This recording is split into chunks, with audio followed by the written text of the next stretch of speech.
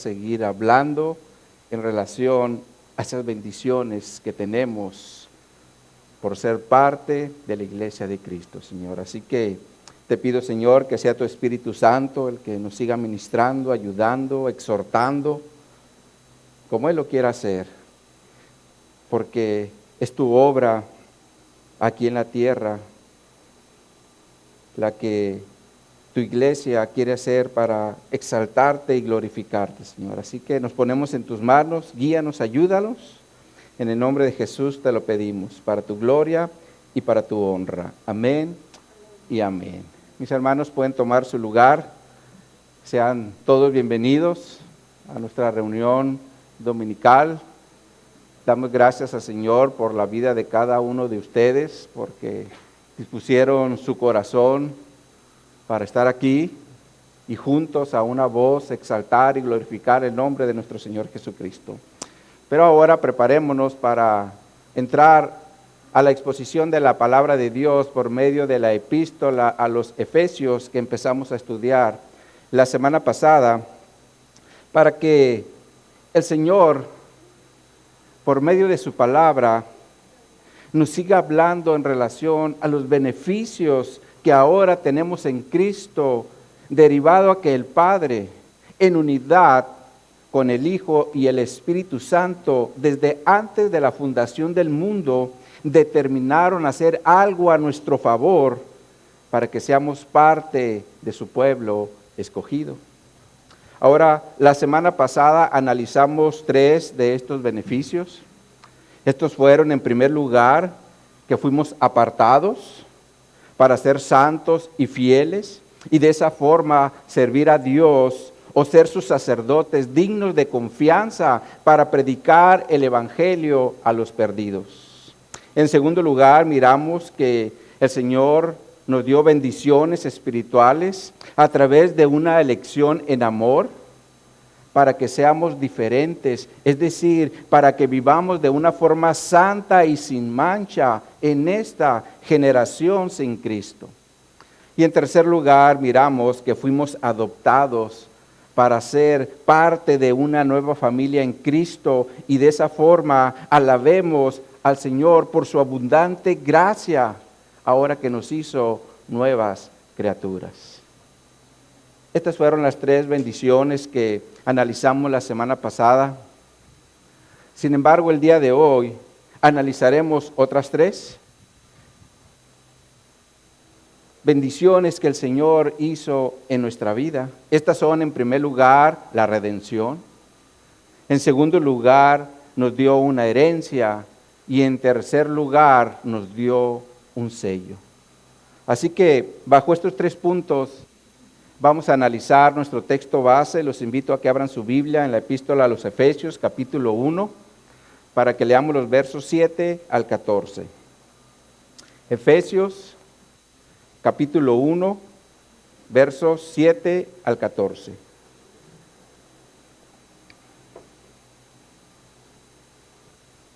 Si les molesta los ventiladores, los pueden apagar o dejar fijos para a un lado. Efesios 1:7 nos dice la palabra de Dios: en quien tenemos redención por su sangre, el perdón de pecados según las riquezas de su gracia, que hizo sobreabundar para con nosotros en toda sabiduría e inteligencia, dándonos a conocer el misterio de su voluntad según su beneplácito, el cual se había propuesto en sí mismo, de reunir todas las cosas en Cristo en la dispensación del cumplimiento de los tiempos, así las que están en los cielos como las que están en la tierra. En Él, asimismo, tuvimos herencia, habiendo sido predestinados conforme al propósito del que hace todas las cosas, según el designio de su voluntad, a fin de que seamos para alabanza de su gloria, nosotros los que primeramente esperamos en Cristo, en Él también vosotros, habiendo oído la palabra de verdad, el evangelio de vuestra salvación, y habiendo creído en Él, fuisteis sellados con el Espíritu Santo de la promesa, que es las arras de nuestra herencia hasta la redención de la posesión adquirida para alabanza de su gloria. El título que le hemos dado a esta enseñanza es Redención por su sangre. Redención por su sangre. Ahora, la Escritura nos enseña que cuando el pueblo de Israel llegó a Egipto por medio de José, los israelitas se empezaron a reproducir como si estuvieran en una incubadora. De hecho, la Escritura nos dice que solo llevaron 75 personas, como lo narra el libro de los Hechos en el capítulo 7, cuando Esteban está presentando su defensa ante el concilio. Les voy a leer esta Escritura en la versión Dios habla hoy. Dice esta traducción, Hechos 7, 11 al 15. Nos dice, hubo entonces hambre y mucha aflicción en todo Egipto y en Canaán, y nuestros antepasados no tenían que comer. Pero cuando Jacob supo que en Egipto había de comer, mandó allá a sus hijos, es decir, a nuestros antepasados. Este fue el primer viaje que hicieron. Cuando fueron por segunda vez, José se dio a conocer a sus hermanos, y así el faraón supo de qué raza era José. Más tarde, José ordenó que su padre Jacob y toda su familia, que eran 75 personas, fueran llevados a Egipto. De ese modo, Jacob se fue a vivir a Egipto y allí murió, y allí también murieron nuestros antepasados. Aquí Esteban, mis hermanos, está trayendo a la memoria en su defensa la escritura de Génesis capítulo 25, donde se narran todos estos acontecimientos. Pero el punto aquí es que solo llegaron a Egipto 75 personas de la familia de Jacob. Sin embargo, la Escritura nos enseña que cuando salieron eran más de 1 millón de personas. Esto lo vemos en Éxodo capítulo 12, verso 37, cuando nos dice, partieron los hijos de Israel de Rameses a Sucot como 600,000 hombres de a pie, sin contar los niños. Ahora, échenle cuentas, porque dice que salieron como 600,000 hombres, sin contar los niños. Y de igual forma las mujeres, porque en ese tiempo las mujeres no se contaban. Entonces fácilmente podemos llegar a 1 millón de personas o más, porque las familias en Israel eran familias abundantes. Pero dejemos en la cantidad de 1 millón de personas. Ahora, en el año 2018, el INEGI, que es el Instituto Nacional de Estadística y Geografía, determinó que en Mexicali había una población de 1,033,000 habitantes en Mexicali, por lo cual los israelitas que moraban en Egipto antes de salir eran aproximadamente la cantidad de habitantes que había aquí en Mexicali en el 2018. Sin embargo, la Escritura nos enseña que todos esos israelitas vivían como esclavos en Egipto. Ahora se imaginan toda la ciudad de Mexicali viviendo como esclavo. Esto nos ayuda a dimensionar la cantidad de israelitas que había allí. Ahora, podremos decir, bueno, pues es que en ese tiempo ellos eran esclavos, pero hoy, en nuestra generación, actualmente, sin darnos cuenta, nosotros también vivimos como esclavos, pero de las redes sociales. Porque ahora todo se mueve a través de las redes sociales. De hecho, la semana pasada se cayeron por 6 horas el WhatsApp, el Facebook y el Instagram. ¿Y qué pasó? Se hizo un caos financiero. Porque ahora las finanzas también se mueven por las redes. Ahora, encontré una noticia que decía que esta caída de 6 horas afectó aproximadamente a 3,500 millones de personas. Esto es aproximadamente la mitad de la población mundial. Lo cual nos enseña que los sistemas del mundo nos han hecho sus esclavos. Porque ahora no podemos vivir sin ellos, ¿o sí? La realidad es que no. De hecho, ya los niños desde pequeños, ya los miramos con sus tabletas, ¿verdad?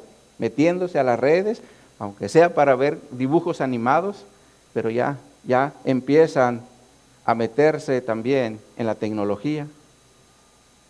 Ahora, regresando al pueblo de Israel, cuando ellos estaban en Egipto, pasaba algo muy similar, solo que ellos no estaban bajo el sistema de las redes, sino estaban bajo el sistema de Egipto, el cual los tenía como esclavos. Ahora, para que ellos pudieran ser libres de ese sistema de Faraón, Dios tuvo que hacer una obra para sacarlos de la esclavitud, porque ellos, a pesar de ser más de 1 millón de personas en su mente, ellos seguían esclavizados en Egipto y por lo tanto vivían, actuaban y pensaban como esclavos. Ahora, en nuestro caso, Dios, mis hermanos, también tuvo que hacer una obra por medio de Jesucristo para que nuestra mente pudiera ser transformada y de esa forma ya no vivamos y actuemos y pensemos como esclavos, pero del pecado. Entonces, teniendo esto en mente, es decir, la obra que Dios hizo por medio de Jesucristo para hacernos libres del pecado, entremos al análisis del texto base. Dice Pablo en el verso 7, en quien tenemos redención por su sangre, el perdón de pecados según las riquezas de su gracia. Aquí entramos al primer punto de la enseñanza, porque Dios por medio de Jesucristo nos dio redención. Ahora, la palabra redención en griego significa liberación o rescate, pero el sentido bíblico de esta palabra es comprar o liberar a alguien por medio de un pago. Comprar o liberar a alguien por medio de un pago. Ahora, aquí también es importante considerar un poco el contexto cultural cuando Pablo está escribiendo esta epístola, porque en ese tiempo había más de 6 millones de esclavos dentro del Imperio Romano, los cuales constantemente eran comprados y vendidos como si fueran muebles. Ahora, por otro lado, la mayoría de los esclavos no estaba en la condición de comprar su libertad. A lo mejor algunos cuantos lo pudieron haber hecho, pero la mayoría no estaba en esa condición, por lo cual toda su vida dependía de la voluntad de su amo, y si su amo lo quería volver a vender, lo podía vender sin ningún problema. Pero también un amo podía comprar a un hombre y después, si esa era su voluntad, liberarlo, porque le agarró a precio o por lo que ustedes quieran y le podía dar libertad. Este es el sentido bíblico de la palabra redimir, porque primeramente se dio un pago y después se le dio libertad. Y esto es lo que Pablo nos quiere enseñar con la palabra redimir, porque Dios por medio de Jesucristo nos compró y nos dio libertad para ya no estar bajo la esclavitud de Satanás y del pecado, los cuales por naturaleza eran nuestros amos.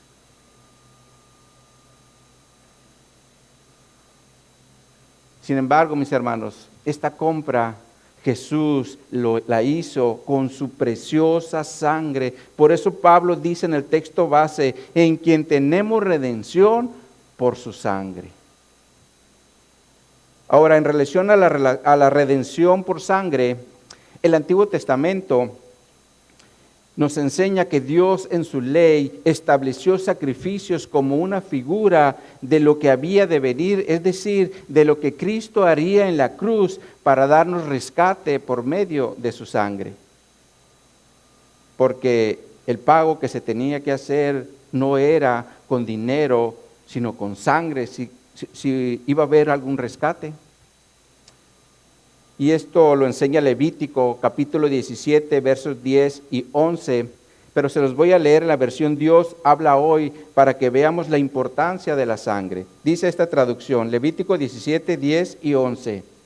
Nos dice, yo estaré, está hablando Dios, en contra de todo israelita o extranjero que viva entre ustedes y que coma sangre, en la forma que sea, yo lo eliminaré de entre su pueblo, porque todo ser vive por la sangre que está en él.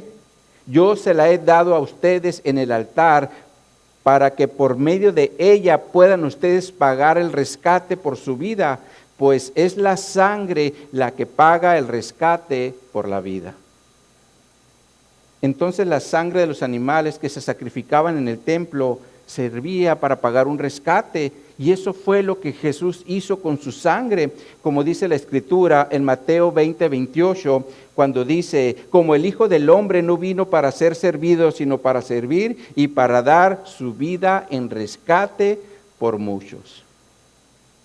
Ahora, un poco más adelante, cuando Jesús está instituyendo la cena del Señor, dice en Mateo 26:28, porque esta es mi sangre, esto es mi sangre del nuevo pacto, que por muchos es derramada para remisión de los pecados. Ahora, todos sabemos que había un primer pacto, el cual también se había establecido con sangre, y esto lo vemos en Éxodo capítulo 24, versos 1 en adelante. Ahora sí, vean esa escritura.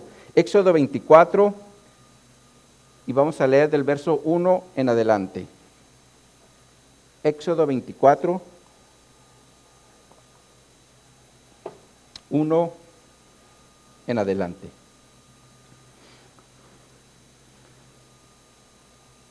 Dice aquí la palabra de Dios. Dijo Jehová a Moisés, sube ante Jehová tú y Aarón, Nadab y Abiú, y 70 de los ancianos de Israel, y os inclinaréis desde lejos. Pero Moisés solo se acercará a Jehová, y ellos no se acerquen, ni suban al pueblo con él, ni suba al pueblo con él. Y Moisés vino y contó al pueblo todas las palabras de Jehová y todas las leyes, y todo el pueblo respondió a una voz y dijo, haremos todas las palabras que Jehová ha dicho. Y Moisés escribió todas las palabras de Jehová, y levantándose de mañana edificó un altar al pie del monte y 12 columnas según las 12 tribus de Israel. Y envió jóvenes de los hijos de Israel, los cuales ofrecieron holocaustos y becerros como sacrificios de paz a Jehová. Y Moisés tomó la mitad de la sangre y la puso en tazones, y esparció la otra mitad de sangre sobre el altar, y tomó el libro del pacto y lo leyó a oídos del pueblo, el cual dijo, haremos todas las cosas que Jehová ha dicho y obedeceremos. Entonces Moisés tomó la sangre y roció sobre el pueblo y dijo, he aquí la sangre, ¿de qué dice?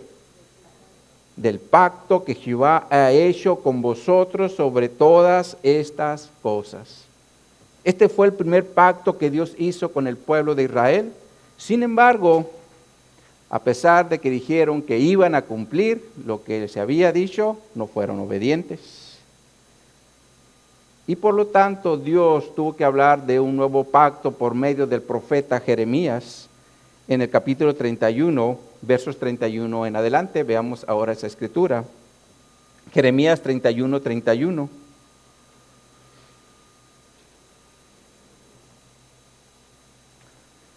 Profeta Jeremías, capítulo 31, verso 31. Nos dice, he aquí que vienen días, dice Jehová, en los cuales haré, ¿qué dice que va a hacer? Nuevo pacto con la casa de Israel y con la casa de Judá, no como el pacto que hice con sus padres el día que tomé su mano para sacarlos de la tierra de Egipto, porque ellos invalidaron mi pacto, aunque fui yo un marido para ellos, dice Jehová. Pero este es el pacto que haré con la casa de Israel después de aquellos días, dice Jehová. Daré mi ley en su mente y la escribiré en su corazón, y yo seré a ellos por Dios y ellos me serán por pueblo. Y no enseñarán más ninguno a su prójimo ni ninguno a su hermano diciendo, conoce a Jehová, porque todos me conocerán, desde el más pequeño de ellos hasta el más grande, dice Jehová, porque perdonaré la maldad de ellos y no me acordaré más de su pecado. Este nuevo pacto, mis hermanos, inició con la muerte de Cristo en la cruz y se va a concluir cuando Él regrese por su iglesia. Sin embargo, La sangre es necesaria para la remisión, como dice el autor a los Hebreos en Hebreos 9:22, cuando dice: y casi todo es purificado según la ley con sangre, y sin derramamiento de sangre no se hace remisión. Y aquí la palabra importante es remisión, porque en griego se refiere a un perdón, y eso fue lo que Jesús hizo cuando derramó su sangre en la cruz. Por eso Pablo dice en el texto base: en quien tenemos redención por su sangre, el perdón de pecados según las riquezas de su gracia. Esto también nos enseña que el sacrificio de Cristo fue vicario, porque fue en sustitución, derivado a que nosotros estamos imposibilitados para hacerlo o dar ese pago, porque éramos como esos esclavos de Roma que no podían dar el pago por su rescate. Sin embargo, Cristo, con su preciosa sangre, pagó nuestra deuda para hacernos libres del viejo amo, y de igual forma nos otorgó perdón de los pecados para que ahora vivamos libres y en nueva vida.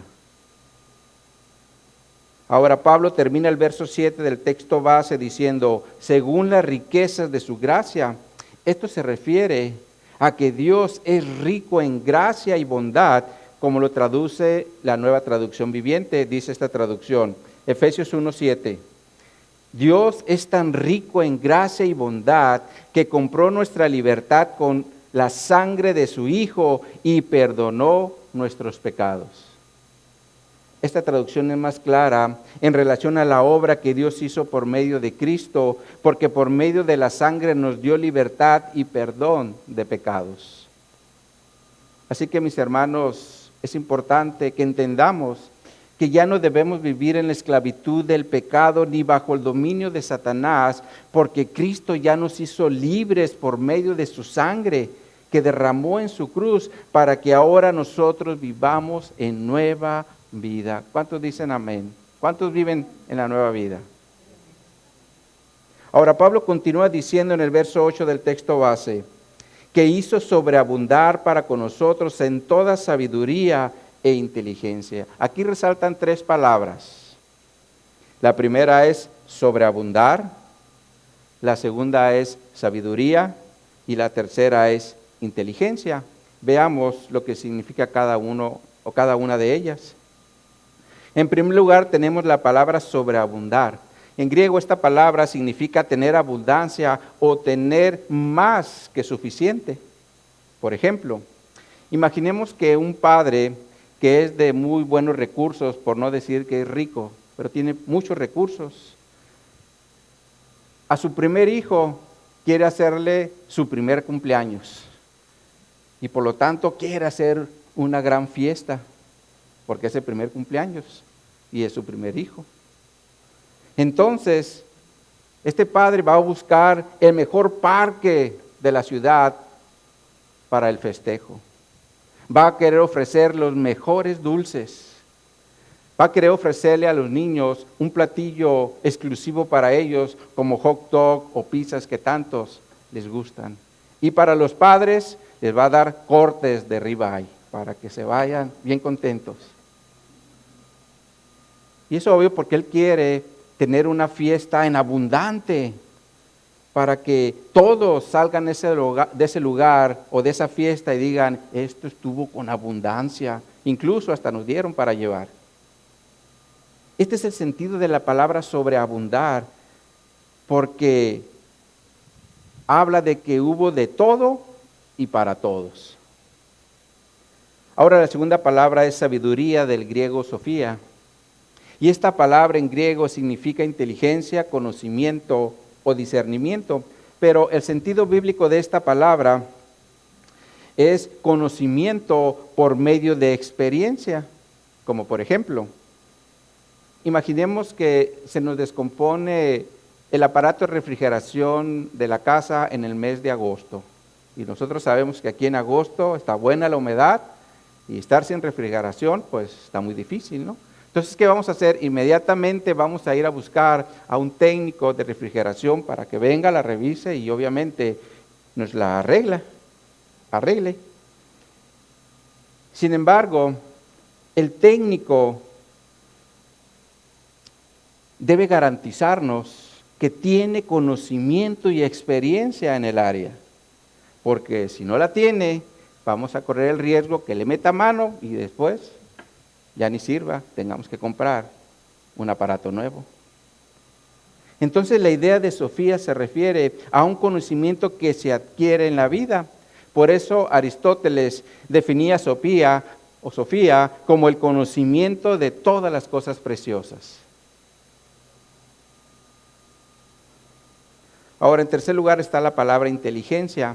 Esta palabra se refiere a tener un entendimiento en la forma de pensar, por lo cual la inteligencia siempre estará ligada a Sofía, al conocimiento, con la finalidad que podamos encontrar soluciones. Por ejemplo, retomando el caso de la descompostura del aparato de refrigeración.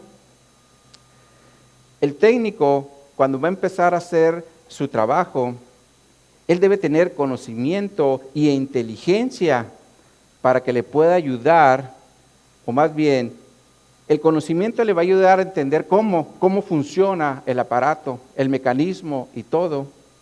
Y la inteligencia le va a ayudar para tomar precauciones. Por ese motivo, un técnico de refrigeración, cuando va a dar un servicio, sabe que por ningún motivo va a trabajar con la corriente encendida, ¿verdad? Porque si lo hace, se puede electrocutar. Ayer estuvimos celebrando el cumpleaños número 41 de un hermano mío.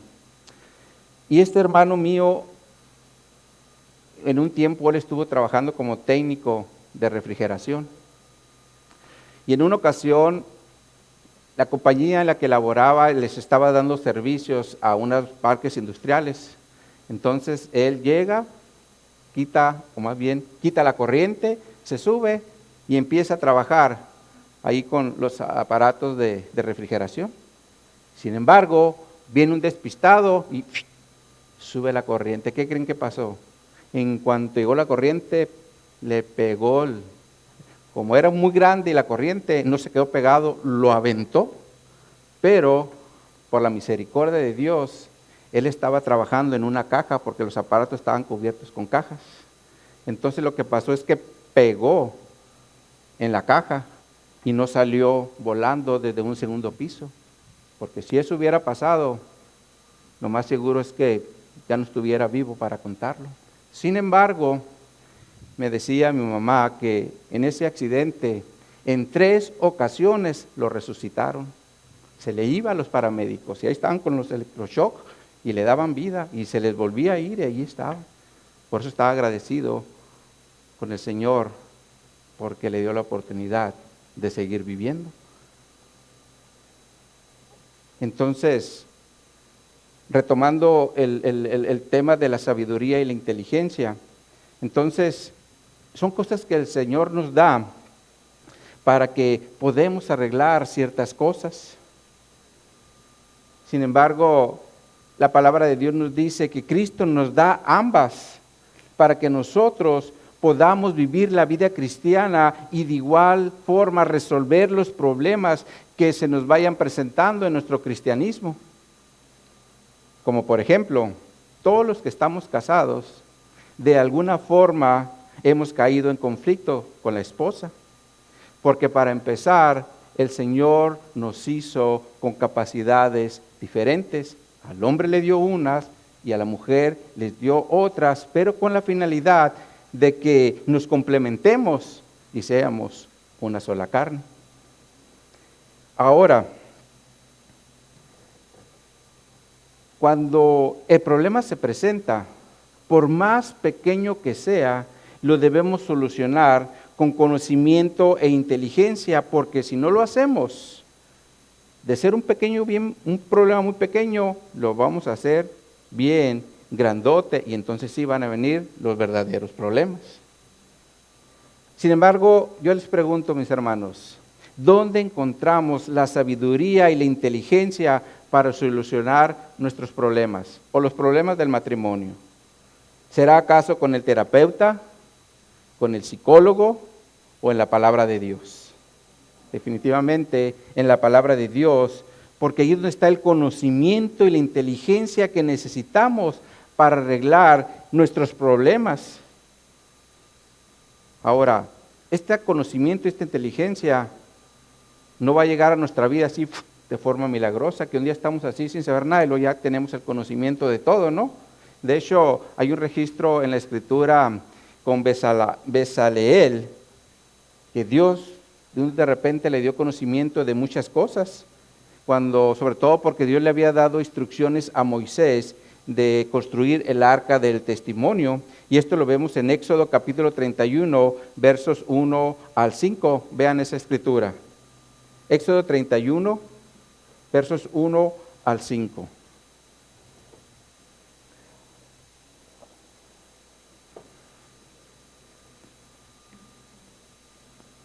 Éxodo 31, versos 1 al 5 nos dice: habló Jehová a Moisés diciendo, mira, yo he llamado por nombre a Bezaleel, hijo de Uri, hijo de Ur, de la tribu de Judá.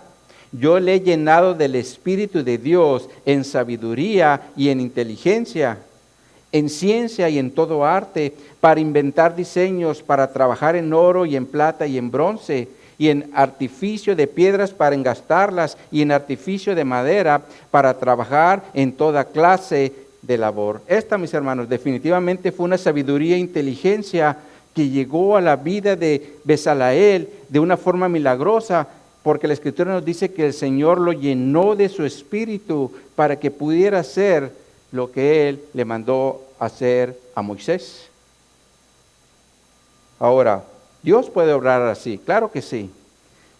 Cuando Él tiene un propósito lo hace, pero por lo regular no es así. Por eso es que nos dejó su palabra. Porque por medio de su palabra podemos encontrar abundante sabiduría e inteligencia para saber cómo tratar los problemas en el diario vivir.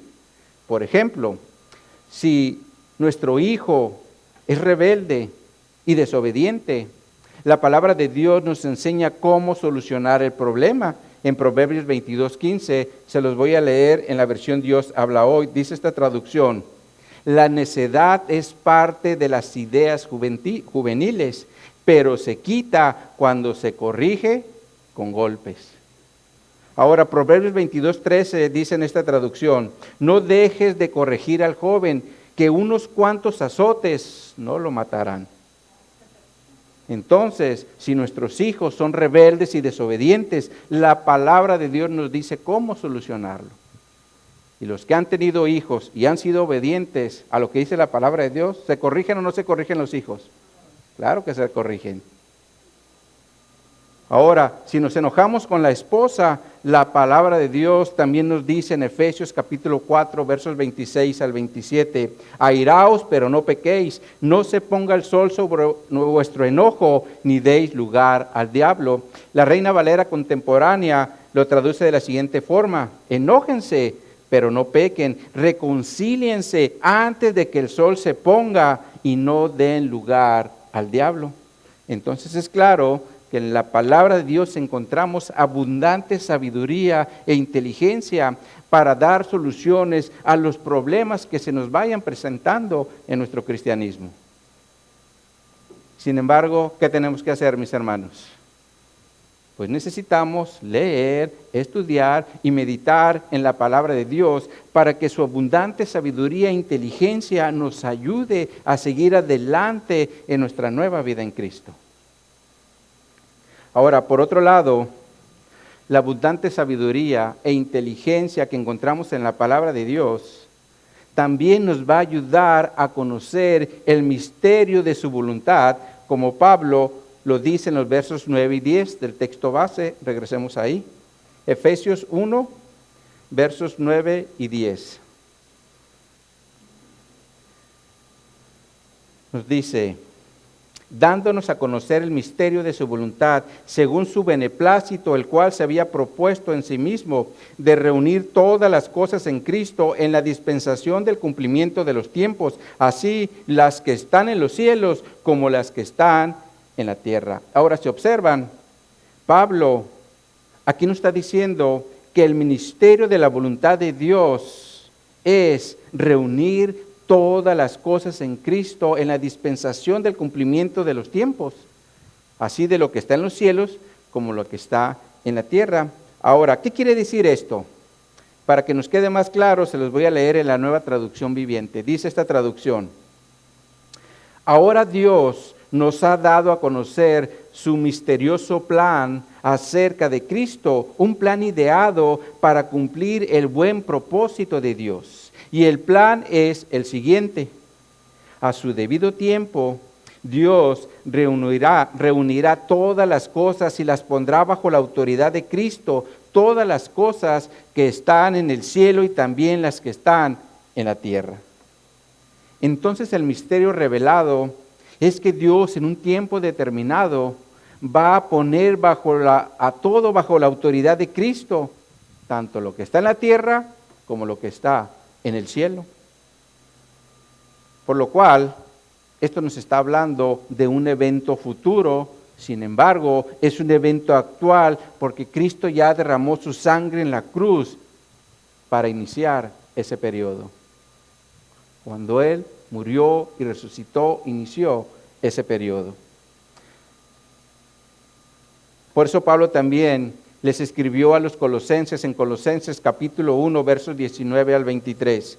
Se los voy a leer en la traducción lenguaje actual. Dice esta traducción: en Él, es decir, en Cristo, se encuentra todo el poder divino.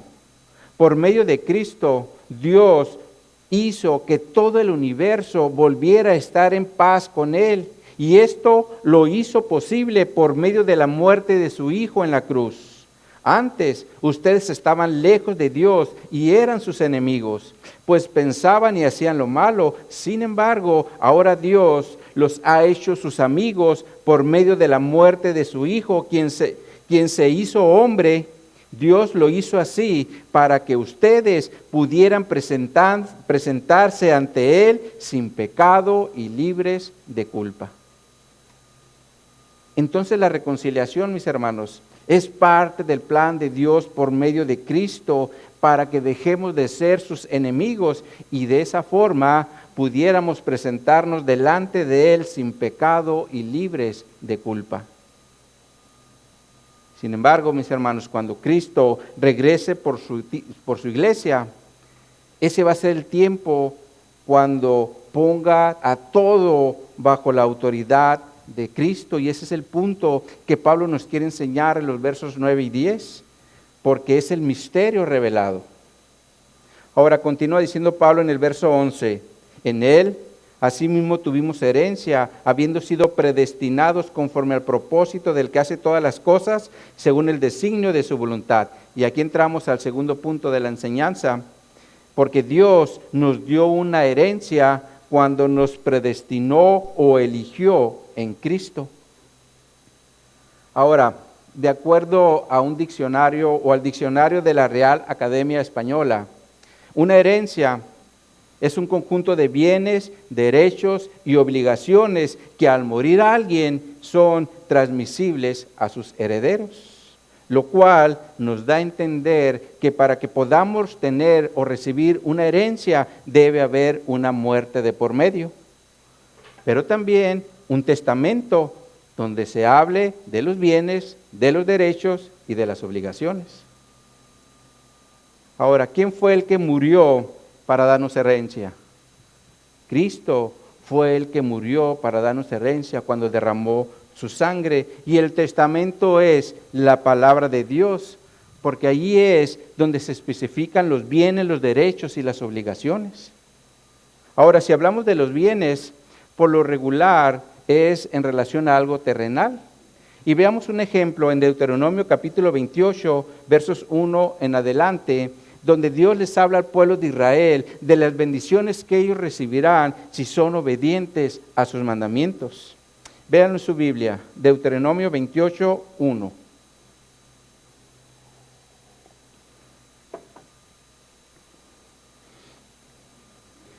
Deuteronomio 28, 1.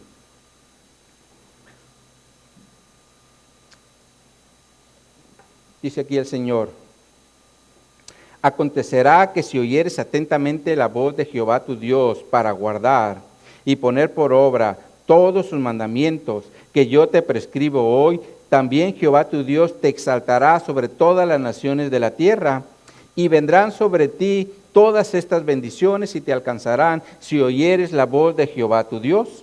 Bendito serás tú en la ciudad y bendito tú en el campo. Bendito el fruto de tu vientre, el fruto de tu tierra, el fruto de tus bestias, la cría de tus vacas y los rebaños de tus ovejas. Benditas serán tu canasta y tu arteza de amasar. Bendito será en tu entrar, bendito serás en tu entrar y bendito en tu salir. Jehová derrotará a tus enemigos que se levanten contra ti. Por un camino saldrán contra ti y por 7 caminos huirán delante de ti. Jehová te enviará su bendición sobre tus graneros y sobre todo aquello en que pusiste tu mano, y te bendecirá en la tierra que Jehová tu Dios te da. Te confirmará Jehová por pueblo santo suyo, como te lo ha jurado cuando guardares los mandamientos de Jehová tu Dios y anduvieses en sus caminos, y verán todos los pueblos de la tierra que el nombre de Jehová es invocado sobre ti, y te temerán. Y te hará Jehová sobreabundar, ¿en qué dice?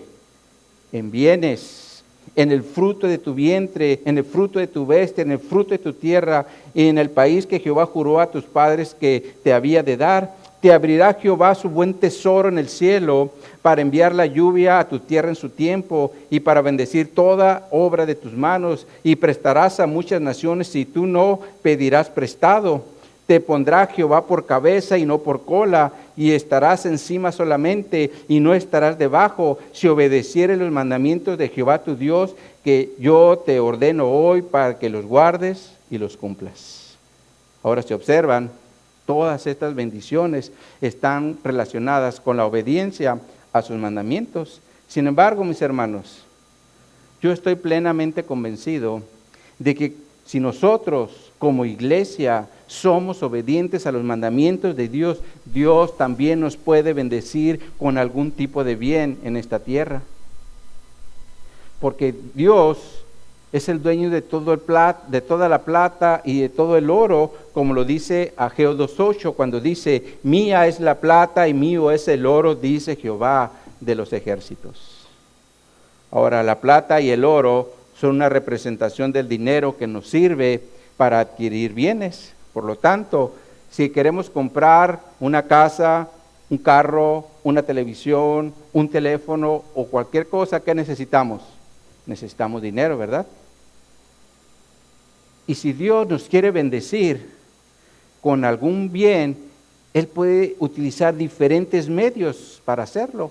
Por ejemplo, permitiendo que tengamos un buen trabajo con buenas prestaciones, o recibiendo un regalo como una ofrenda o donativo, o una herencia, como lo vemos ahí en las películas, que de repente el autor principal o el personaje principal está ahí todo por diosero, sin nada, de repente lo buscan y le dices: pues eres heredero de un castillo lleno de bienes, ¿verdad?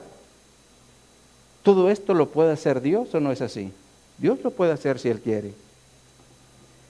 Sin embargo, la obediencia, mis hermanos, siempre será un elemento clave para que Dios nos bendiga. Entonces, terrenalmente, claro que podemos recibir bienes si Dios lo permite, pero también tendremos derechos y obligaciones. Pero para poder conocer cuáles son los derechos y las obligaciones, necesitamos primeramente conocer la herencia, y en nuestro caso como iglesia, la palabra de Dios nos enseña que nuestra herencia está en los cielos cuando recibamos la vida eterna. Veamos esto en Tito capítulo 3, versos 4 al 7. Véanlo en su Biblia. Tito capítulo 3, versos 4 al 7.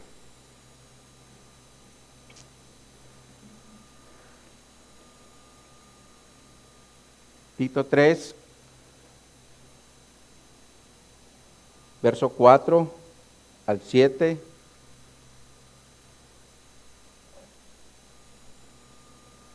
Nos dice: Pero cuando se manifestó la bondad de Dios nuestro Salvador y su amor para con los hombres, nos salvó, no por obras de justicia que nosotros hubiéramos hecho, sino por su misericordia, por el lavamiento de la regeneración y por la renovación en el Espíritu Santo, el cual derramó en nosotros abundantemente por Jesucristo nuestro Salvador, para que justificados por su gracia viniésemos a ser herederos conforme a la esperanza de ¿qué dice?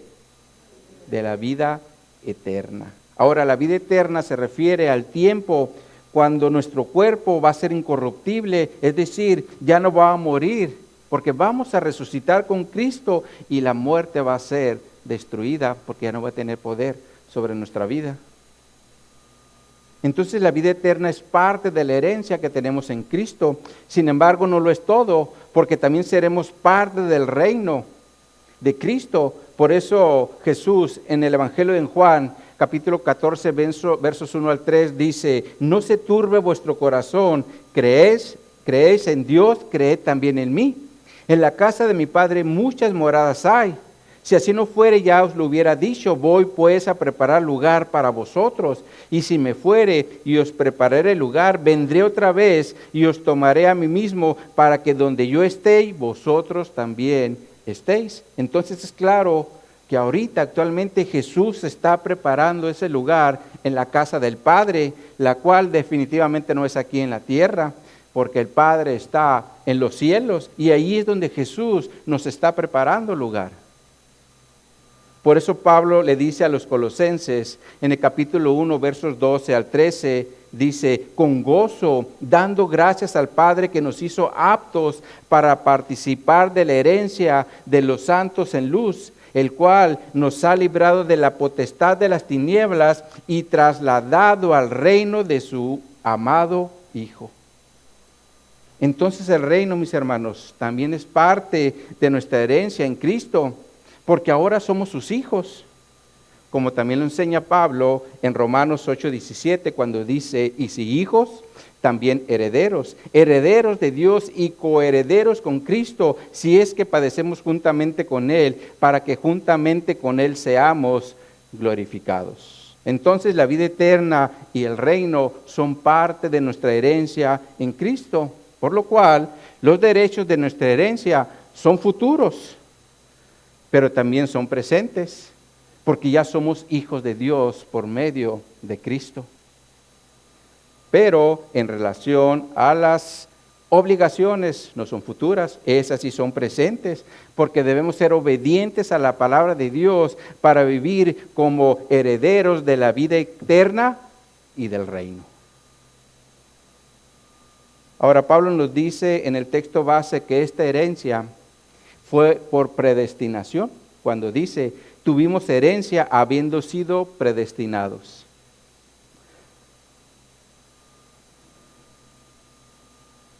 Ahora, si observan aquí, Pablo nuevamente utiliza la palabra predestinados, como lo hizo en el verso 5, porque en el verso 5 nos dice: en amor, habiendo sido predestinados para ser adoptados hijos suyos por medio de Jesucristo, según el puro afecto de su voluntad. Ahora, la semana pasada miramos que la palabra predestinados se refiere a una elección. Sin embargo, la palabra también significa decidir de antemano o apartar desde el principio. Por eso la Nueva Traducción Viviente traduce el verso 11 de la siguiente forma. Dice esta traducción: es más, dado que estamos unidos a Cristo, hemos recibido una herencia de parte de Dios, porque Él nos eligió de antemano y hace que todas las cosas resulten de acuerdo a su plan. Esto nos enseña dos cosas. En primer lugar, nos habla de una elección de antemano. Y en segundo lugar, nos habla de la soberanía de Dios, porque Él hace las cosas para que resulten de acuerdo a su plan, como dice esta traducción. Ahora, la Reina Valera dice: según el designio de su voluntad. Entonces, como Dios es soberano, Él va a hacer las cosas como Él quiere. Sin embargo, mis hermanos, Dios siempre va a hacer las cosas con propósito Y en el caso de la iglesia es para alabanza de su gloria, como dice Pablo en el verso 12 del texto base, cuando dice, a fin de que seamos para alabanza de su gloria, nosotros los que primeramente esperamos en Cristo. Ahora, la palabra alabanza se refiere a una aprobación y la palabra gloria se refiere a su grandeza. Por lo cual nosotros como iglesia somos la aprobación y la grandeza de Dios derivado a que Dios ya hizo una obra en nosotros. Porque antes no buscábamos reunirnos en la iglesia, pero ahora sí lo buscamos. Antes no nos preocupábamos por ser fieles a la esposa, ahora sí nos preocupamos. Antes no nos preocupaba tener una adicción, pero ahora sí nos preocupamos. Antes no nos interesaba servir a Dios, pero ahora sí lo queremos hacer. Esa es la obra que Dios hizo en nosotros por medio de Cristo para que nosotros seamos la aprobación de su grandeza con lo que está haciendo con nosotros. Ahora, cuando Pablo dice nosotros los que primeramente esperamos en Cristo, se refiere al pueblo judío, porque el evangelio inició con los judíos, pero después se extendió al pueblo gentil. Por eso en el verso 13 del texto base dice, en él también vosotros, habiendo oído la palabra de verdad, el evangelio de vuestra salvación, y habiendo creído en él, fuisteis sellados con el Espíritu Santo de la promesa. Ahora, les voy a leer los versos 12 y 13 en la Nueva Traducción Viviente, para que nos quede más claro. Dice esta traducción, el propósito de Dios fue que nosotros, los judíos, que fuimos los primeros en confiar en Cristo, diéramos gloria y alabanza a Dios. Ahora ustedes, los gentiles, también han oído la verdad, la buena noticia que Dios los salva. Además, cuando creyeron en Cristo, Dios los identificó como suyos al darles el Espíritu Santo, el cual había prometido tiempo atrás. Entonces es claro que el Evangelio llegó primeramente a los judíos y después llegó al pueblo gentil, como es nuestro caso. Sin embargo, mis hermanos, esto no significa que los judíos sean mejores con nosotros, porque Cristo hizo un solo pueblo de los dos, como dice Efesios capítulo 2, versos 13 en adelante. Vean esa escritura. Efesios 2, 13.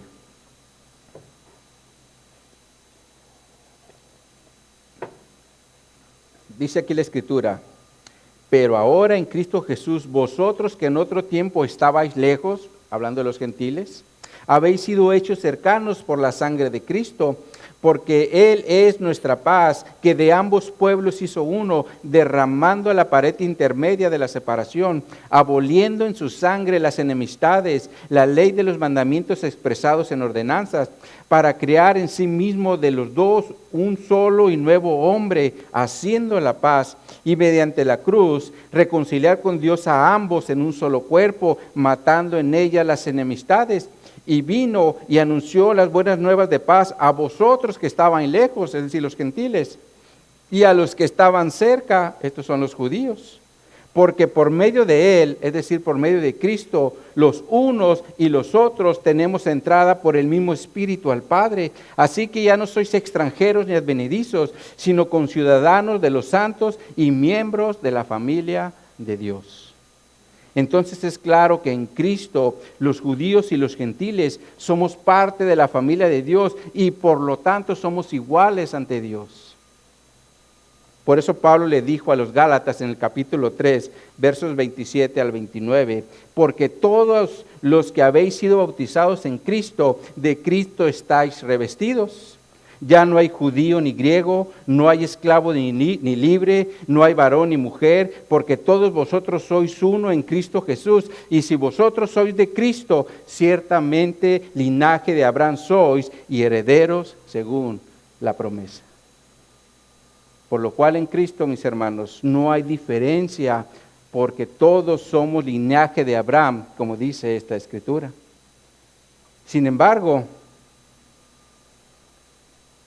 esto es porque ahora somos parte de la obra del Espíritu Santo, como dice Pablo en el verso 13 del texto base, que dice, en Él También vosotros, habiendo oído la palabra de verdad, el evangelio de vuestra salvación, y habiendo creído en él, fuisteis sellados con el Espíritu Santo de la promesa. Y aquí entramos al tercer punto de la enseñanza, porque Dios nos selló con el Espíritu Santo de la promesa.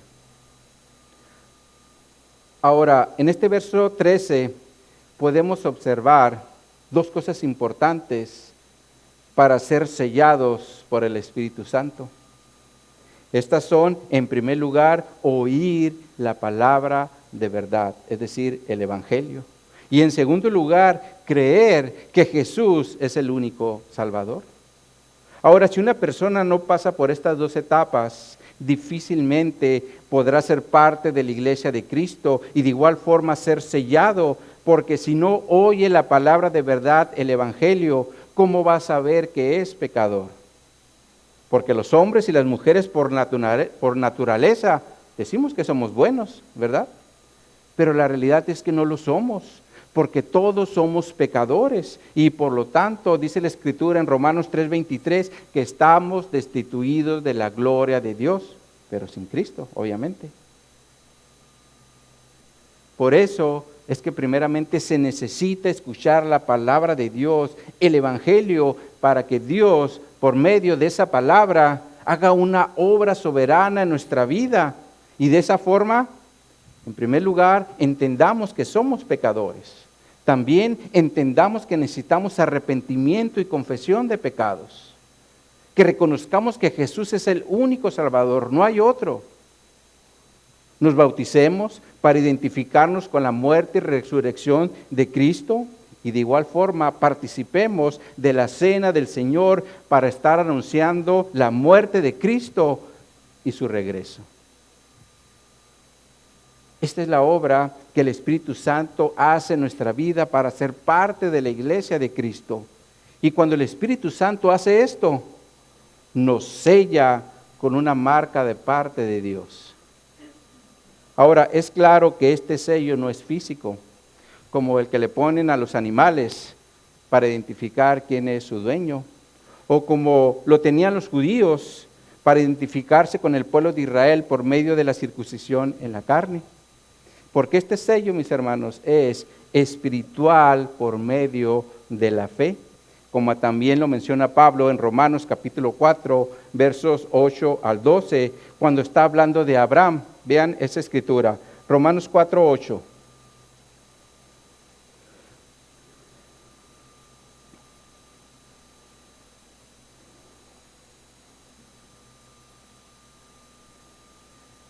Romanos 4, 8 nos dice: bienaventurado el varón a quien el Señor no inculpa de pecado. ¿Es pues esta bienaventuranza solamente para los de la circuncisión o también para los de la incircuncisión? Porque decimos que a Abraham le fue contado la fe por justicia. ¿Cómo pues le fue contada? ¿Estando en la circuncisión o en la incircuncisión? No en la circuncisión, sino en la incircuncisión. Y recibió la circuncisión como señal, como sello de la justicia de la fe que tuvo estando aún incircunciso, para que fuese padre de todos los creyentes no circuncidados, a fin de que también a ellos la fe les sea contada por justicia, y padre de circuncisión para los que no solamente son de la circuncisión, sino también siguen las pisadas de la fe que tuvo nuestro padre Abraham antes de ser circuncidado. Por lo cual el sello espiritual de Abraham, o que tuvo Abraham, fue la fe antes de ser circuncidado. Por eso Abraham es el padre de los que siguen las pisadas de la fe, como nosotros la iglesia. Porque la fe, mis hermanos, es el sello que nos identifica con Cristo. Por eso es que nos llamamos cristianos, porque somos de la fe de Jesucristo. Un cristiano se va a identificar porque va a hablar de su fe en Jesucristo. Eso nos va a identificar. Nuestra fe nos identifica. Sin embargo, mis hermanos, este sello fue por medio del Espíritu Santo de la promesa, como dice Pablo en la última parte del verso 13, el verso 13 del texto base.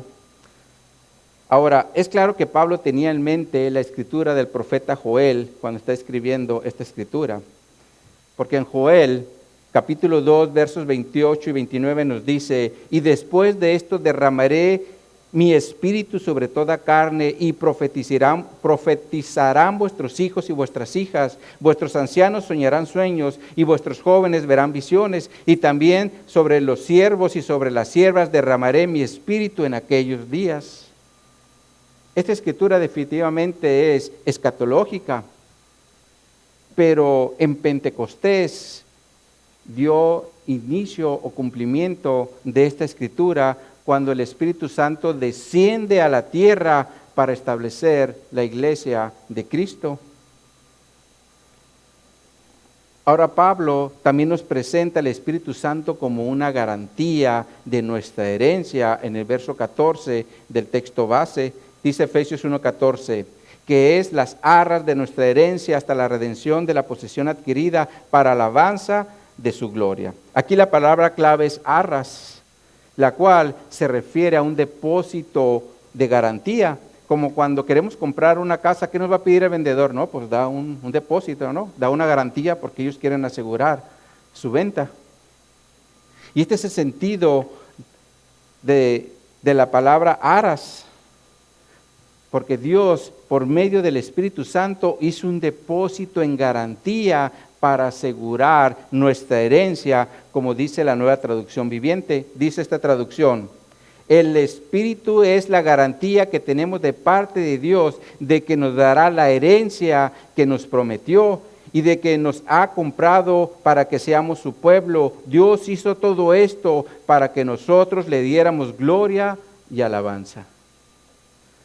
Por lo cual, por medio del Espíritu Santo, mis hermanos, estamos seguros en Cristo, porque el Espíritu Santo es la garantía de que Dios va a terminar la obra que hizo en cada uno de nosotros hasta que estemos en el reino de Cristo.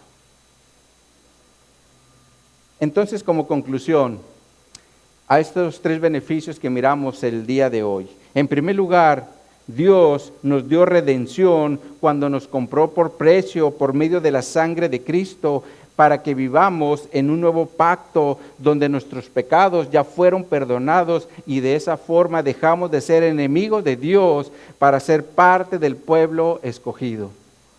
En segundo lugar, Dios nos dio una herencia, esto es la vida eterna, que disfrutaremos cuando estemos con Cristo en su reino, porque ahorita Cristo está preparándonos lugar.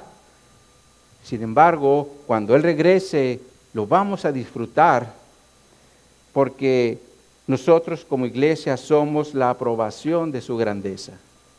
Y en tercer lugar, Dios nos selló por medio del Espíritu Santo como una garantía o anticipo de la herencia que Dios nos prometió. Así que, mis hermanos, salgamos juntos de este lugar, siguiendo adelante, permaneciendo firmes en la fe, porque la Escritura nos dice que nos espera una herencia corruptible con Cristo en su reino. Amén, mis hermanos. Vamos a orar.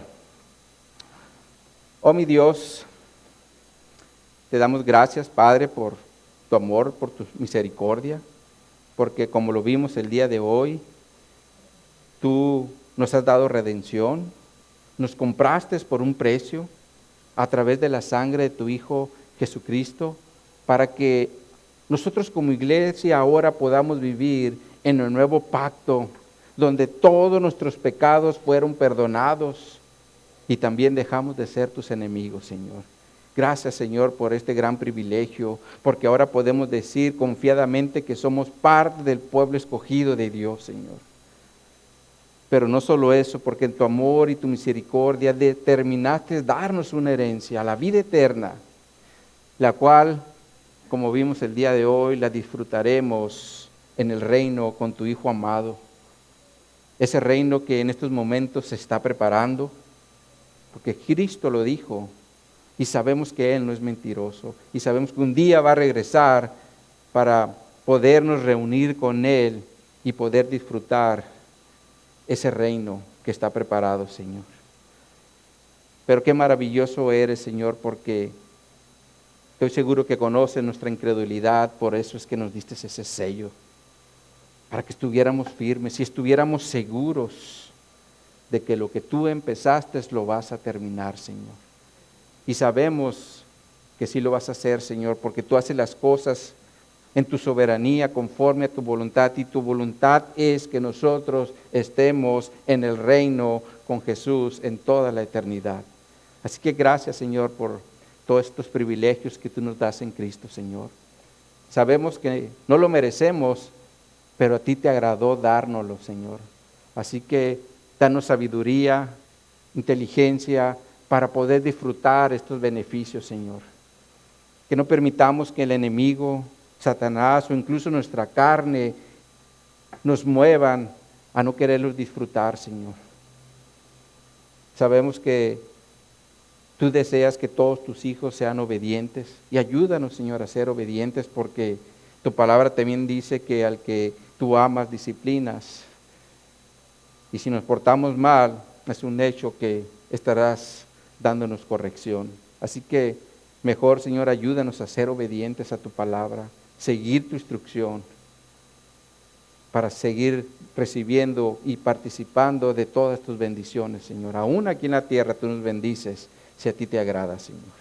Así que, Padre, pues yo te doy gracias por tu palabra, por la vida de cada uno de mis hermanos y porque juntos como iglesia aquí estamos siguiendo adelante, Señor, buscando tu dirección porque te queremos glorificar, Señor. Así que te damos gracias por esto en el precioso nombre de tu Hijo amado, nuestro Señor y Salvador, Jesucristo. Amén y amén. Pues muy bien, mis hermanos, ahora